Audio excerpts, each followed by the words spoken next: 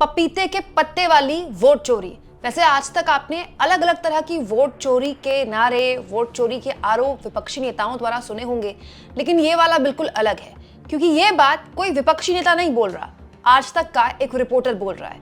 दोस्तों, आज तक के रिपोर्टर ने लाइव कैमरे में कैसे कबूला कि बिहार में बड़े लेवल पर पपीते के पत्ते से वोट चोरी की गई है, वो भी खुलेआम। बीजेपी कार्यकर्ता बकायदा आज तक के रिपोर्टर्स को बैठा कर बता रहे थे कि उन्होंने क्या नायाब तरीका निकाला है पपीते के पत्ते से वोट चोरी करने का। दोस्तों, बिहार में चुनावी नतीजे जो भी आए हैं, इसका विश्लेषण हर लिहाज से होना चाहिए, लेकिन इस देश में निरंतर पिछले कई महीनों से एक नारा, एक आवाज, एक आरोप और कुछ शक पैदा हुए हैं। शक ये कि क्या वाकई में इस देश में कहीं वोट चोरी हो रही है। इसको लेकर तमाम तथ्य विपक्षी नेता रख चुके, लेकिन उन तथ्यों को चुनाव आयोग हवा में उड़ा देता है। लेकिन अब जो बात बोली गई है वो किसी विपक्षी नेता ने नहीं, आज तक के रिपोर्टर ने बोली है। दोस्तों, आज तक का एक कार्यक्रम है रिपोर्टर्स ऑफेयर, उसमें रिपोर्टर पीयूष मिश्रा ने एक बात बोली है जो हैरान भी करती है और कई सवाल भी उठाती है। इनफैक्ट सवाल ही नहीं, कई सवालों का जवाब दे देती है। दोस्तों, पीयूष मिश्रा का ये वीडियो सोशल मीडिया में तहलका मचा रहा है।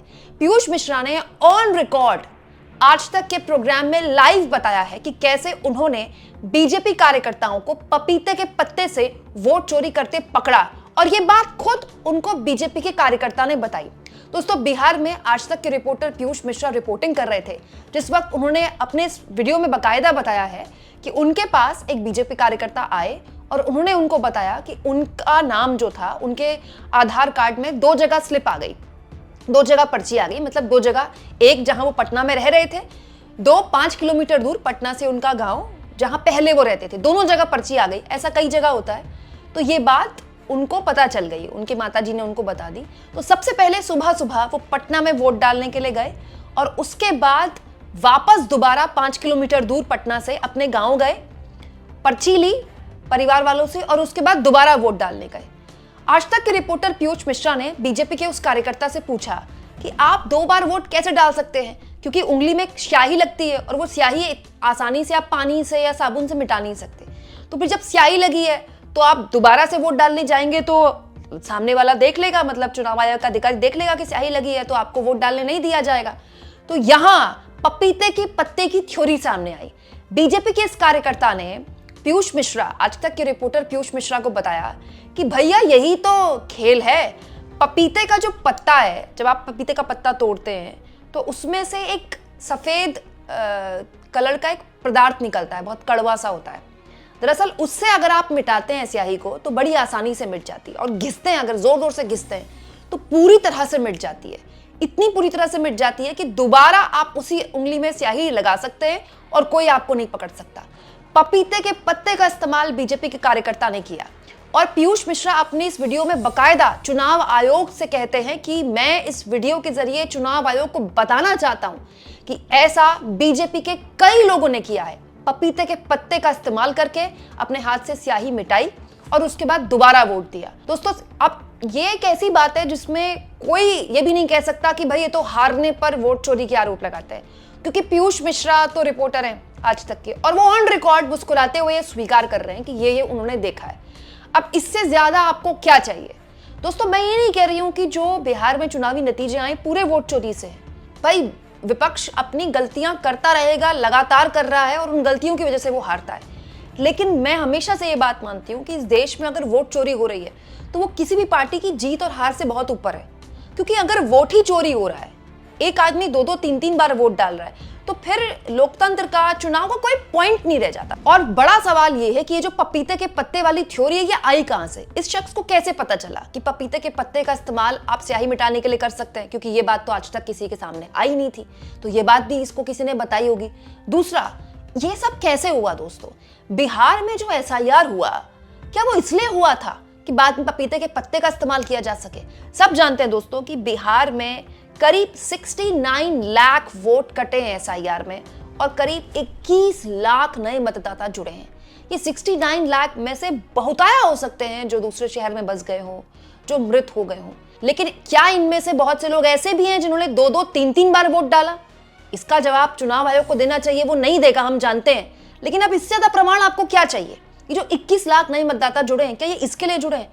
और हाल के दिनों में ऐसी बहुताया, ऐसी भतेरी प्रमाण बाकायदा कांग्रेस पार्टी के लोग, विपक्ष के लोग शेयर कर चुके हैं। जैसे देखिए दोस्तों, सुप्रिया सुनेत ने ये शेयर किया है राजस्थान के मेघराज पटवा के घर। अब ये देखिए 7 वोटर आईडी कार्ड हैं और इनमें सबका एपिक नंबर अलग अलग है ये एक ही शख्स के। ये देखिए दोस्तों, सुप्रिया सुनेत ने अजीत झा नाम के इस शख्स का बकायदा 3 अलग अलग पोस्ट शेयर की हैं। आप पोस्ट देखिए दोस्तों। सुप्रिया सुनेत के हिसाब से ये हैं अजीत झा, इनके 3 जगह एपिक आईडी हैं, दिल्ली, हरियाणा, बिहार। इन्होंने तीनों जगह वोट किया है। इनके पिता के भी 3 जगह एपिक आईडी हैं। इनकी माताजी और पत्नी का 2 जगह एपिक आईडी है। यह है नरेंद्र मोदी और चुनाव आयोग का आदमी एक वोट अनेक व्यवस्था। एक और फोटो सुप्रिया सुनेत ने शेयर की है उदय कुमार की। ये हैं बीजेपी के सदस्य उदय कुमार, सालों से सपरिवार बेंगलुरु में रहते हैं। उत्तर बेंगलुरु में वोट भी दिया था। बिहार चुनाव के वक्त नवादा में वोट डाला। बिहार और कर्नाटक के 2 एपिक आईडी भी हैं। ज्ञानेश जी, ये सुविधा और गैर बीजेपी वालों के लिए भी उपलब्ध है। दोस्तों, सुप्रिया सुनेत ने ये फोटो भी शेयर की है बीजेपी के नेता प्रभात कुमार की, जिन्होंने बिहार में 8 नवंबर वोट डाला। 23 जनवरी 2025 को उत्तराखंड में देहरादून नगर निगम चुनाव में वोट डाला। दोस्तों, अप्रैल 2024 में उत्तराखंड में लोकसभा चुनाव में वोट डाला। 14 फरवरी को उत्तराखंड में विधानसभा चुनाव में वोट डाला। मतलब ये लगातार उत्तराखंड में वोट डालते रहे, लेकिन अचानक ये बिहार में वोट डालने के लिए पहुंच गए। दोस्तों, ये सुप्रिया सुनेत ने एक और फोटो शेयर की है दिल्ली के बुराड़ी के कादीपुर वार्ड के कार्यकर्ता बीजेपी के। इनका नाम चंदन राज है।